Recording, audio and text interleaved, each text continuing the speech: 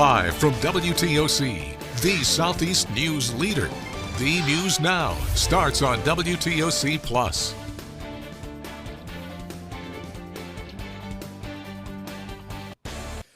Well, we'd like to welcome you all to The News on WTOC Plus this Monday morning. I'm digital anchor Jude Binkley. It's a quieter scene this morning at the Savannah Hilton Head International Airport compared to last night when a brush fire erupted on the runway from a failed engine from a plane shortly after takeoff. We do have video. You can see the scene right here from last night. Fortunately, the plane was able to return and land, and nobody was injured. We have heard from the airport this morning that the fire fallout is not causing any delays today. The only cancellations related to the incident happened because fire trucks were on the fields putting out that brush fire last night. Now, fire officials responded to grass fires around the runway after an engine problem with a Delta plane, which took off around 7 p.m. yesterday. Several different departments and emergency services responded to the large grass fire at the airport. Travelers say they were on a plane preparing for takeoff when there was a large boom. That plane took off but stayed low. Delta Airlines and the fire department confirmed that the fire was ignited by a failed engine during that takeoff. The Boeing 737 was headed to Atlanta and had safely returned to Savannah. They made a big loop and said we're going to be fine, and we were fine. He said, he told us what to look for, that we're going to see fire trucks, and there's a lot of grass fires and things like that as a result of the boom. Fortunately, everyone made it off the plane safely, and everyone was checked out by EMS. The FAA is now investigating the cause of the engine malfunction. Well, we have a WTOC exclusive, The wife of Dr. Linda Davis, the woman who was killed in a crash involving ICE agents chasing after a man last Monday, has now spoken with us as she processes this tragedy that happened to her loved one. Her wife, Consuelo, says Linda was known for her fun-loving, kind-hearted spirit. Davis had 5 kids of her own while teaching at Hess K-8 in Savannah. Consuelo says she was the most nurturing mother and spoke with each child every day. She believes everyone should take a page out of her book and lead a life of joy and gratitude. If unconditional love was a person, it would be Linda. And if unconditional love means love without conditions, then let's do that. Let's be that. That's who Linda was. She shared memories of her love for dancing, traveling, and fashion. She encourages people to tell their loved ones what they mean to them and hold their family close. Many people have spoken specifically about her smile. We should also note the Davis family has a GoFundMe posted to help cover funeral service costs. That's available on our website, WTOC.com. We have a safety alert for you this morning as there's been another confirmed measles case in the state, this time in Bryan County.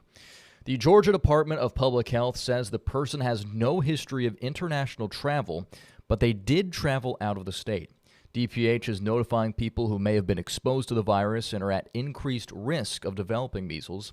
Now, measles symptoms appear 1 to 2 weeks after exposure and include high fever, cough, runny nose, and watery eyes. Then a rash of tiny red spots appears at the head and then the rest of the body. The MMR vaccine can prevent measles and rubella. Now, this is the second reported measles case in Georgia in 2026. There were 10 confirmed cases last year.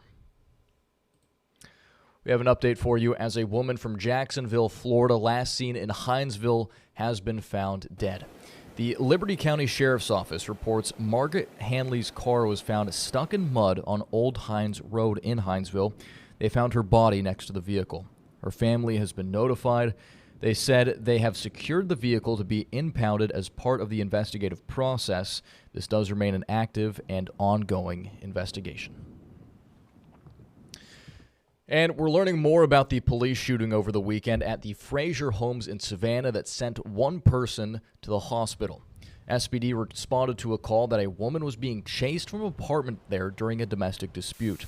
There were also allegations that a child was thrown into a dumpster nearby. The child was returned to their mother and taken to the hospital for evaluation.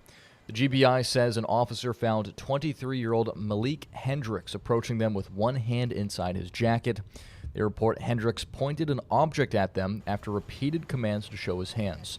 3 officers shot at him, hitting him multiple times. A K-9 unit was also released, which caused additional injuries. The object flashed at the officers was later found to be a cell phone. The investigation continues this morning into the incident, and the case will be given to the district attorney once it's complete. In international news, violence has erupted in parts of western Mexico after the army killed the leader of a powerful drug cartel. Some Americans are stuck there and now trying to return home. CBS's Wendy Gillette has the latest. Heavy smoke rose from several fires set in the city of Puerto Vallarta after the head of a Mexican drug cartel, 59-year-old Nemeso Rubino Seguero Cervantes, also known as El Mencho, was killed. The city's pretty much all shut down. The U.S. State Department warned Americans to stay inside. As the violence started to unfold, some in the region returned home, including this woman who saw smoke rising outside her plane bound for Houston. I feel safe now, but I'm still shaking because I can't believe this has happened to us. But others are stranded as some flights out of Puerto Vallarta and other cities were canceled. Unfortunately, there were no available flights to get us out of PV until Thursday. This is the car El Mencho was traveling in, the boss of a criminal network known for drug trafficking to the U.S. The White House says the U.S. provided intelligence support to help the operation that led to a shootout and his killing. This was one of the most significant actions undertaken in the history of drug trafficking, almost at the same level as Chapo Guzman. The drug lord El Chapo is serving a life sentence in a U.S. federal prison. The killing of El Mencho could lead to more unrest as rival gangs challenge each other for control. Wendy Gillette, CBS News. Well, back here in the U.S., tariffs are expected to be a big topic during tomorrow's State of the Union address. President Trump has been highly critical of the Supreme Court for its decision last week. The address will likely give us an idea of the Republican Party's message going into the midterm elections in November, which the GOP is fighting to stay in control of the House and Senate. Trump will also try to make his case for the economy and immigration, both issues that were his strengths when returning to office, but more people are turning against it with more than a year now into his term. Some Democrats plan to boycott the annual presidential address, but not the House Minority Leader. My current plan is to attend. We're not going to Donald Trump's house. He's coming to our house. It's my view that you don't let anyone ever run you off of your block. Virginia Governor Abigail Spanberger will give the Democratic response to President Trump's State of the Union address. And George Washington was the first president to address Congress. And while that tradition has changed over the years, it's also steeped in history. WTOC Washington correspondent Katrin Asaf shares what happens before and after the State of the Union. Now, before President Donald Trump's speech on Tuesday evening, 100 senators are going to leave their chambers at the end of this building, walk through the rotunda, past the Speaker of the House's office, and into this hall, also known as Statuary Hall, before entering into the House chambers at the end of that hallway. This is also known as the Old House Chambers. It's a very popular spot among visitors to the U.S. Capitol, but on Tuesday evening, it's going to be filled to the brim with cameras and journalists trying to catch a glimpse of members of Congress, Supreme Court justices, the presidential cabinet, and even President Donald Trump himself. Now, his speech begins at 9 p.m. Eastern, and then afterwards, this hall will once again be filled with lawmakers and journalists asking for their response to what was said in the State of the Union address. Now, his address begins at 9 p.m. Eastern on Tuesday evening, and it will be aired across all major networks, including this channel. In Capitol Hill, I'm Katrin Asaf. Well, an Atlanta woman received a shocking text from Georgia Power that she owed thousands of dollars for an account that she never opened. Someone stole her identity, but her utility bill was still auto-drafted from her checking account. She says when she couldn't get answers, she called the consumer investigator, Harry Samler, with our sister station. Here's a look at that investigation.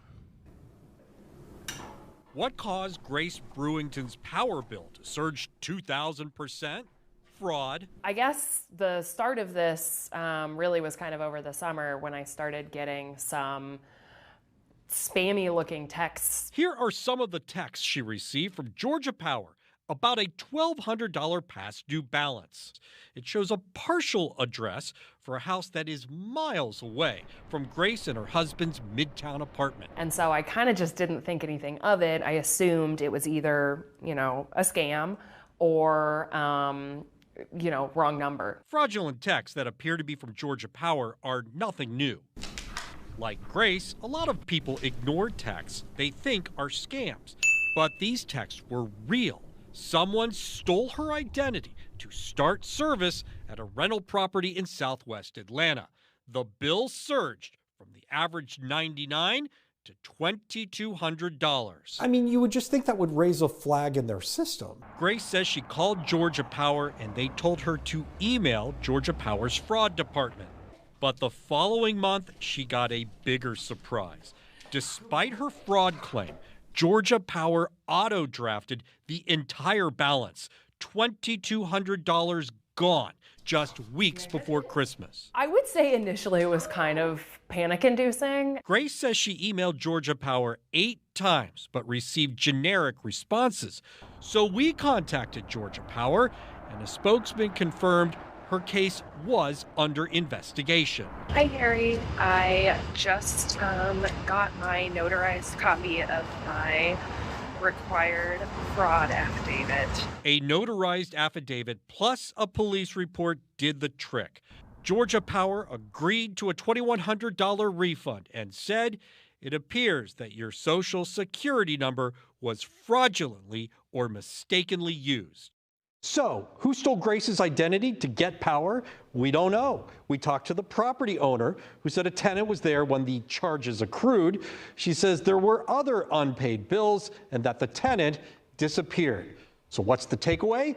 Don't ignore a text about a past due power bill. Go directly to your Georgia Power online account or call Georgia Power direct. If it's fraud, get a police report. And if you set up auto draft payments, consider switching it to manual payments until your issue is resolved. I'm Better Call Harry. Atlanta News First investigates. Well, heading now to the racetrack. It's back-to-back wins for Tyler Reddick. The number 45 driver won the Auto Trader 400 at Echo Park Speedway on Sunday. He stopped by our sister station studio after that Daytona 500 win last weekend. Reddick offered advice to other young drivers and dreamers. Take a look. You have to remember why you're doing it. If it is so important that whatever it is in life that you do, that you truly have a love and passion for it, because on the really hard days, that's what's going to keep you coming back. And it was a busy weekend at Echo Park. On Saturday, Sheldon Creed won the Bennett Transportation and Logistics 250. That's his first win in the NASCAR O'Reilly Auto Parts Series. And Kyle Busch won the Freight 208 NASCAR Truck Series race. And finally, St. Patrick's Day will be here before you know it. We've got a big countdown in the newsroom, 23 days away, and we now know who will lead this year's big parade. Martin Hogan is this year's Grand Marshal. The election process happened behind closed doors, and when WTOC was allowed inside, crowds swarmed Marty, hugging him and congratulating him on the honor. An hour after voting began, men in green blazers began pouring out of the gymnasium. One passerby said, quote, "They picked a good one." Hogan told us more about the platform he ran on and why he thinks Savannah has the best St. Patrick's Day parade in the entire country. My whole thing was time, talent, and treasure. And I just want to share this with Savannah, the community, and I hope I live up to that. You don't have anybody from Savannah going to Boston, New York, and Chicago for a parade, but you have them coming here. That says a lot. Hogan says he wants to bring much more awareness to the importance of the St. Patrick's Day feast. He says the day is about so much more than just mischief and fun. Marty says he's looking forward to the festivities and playing a role in bringing the community together. That's really the first story as we kick off the season of St. Patrick's. Plenty more coverage, of course, the fountain lighting, things like that coming up in the next several weeks.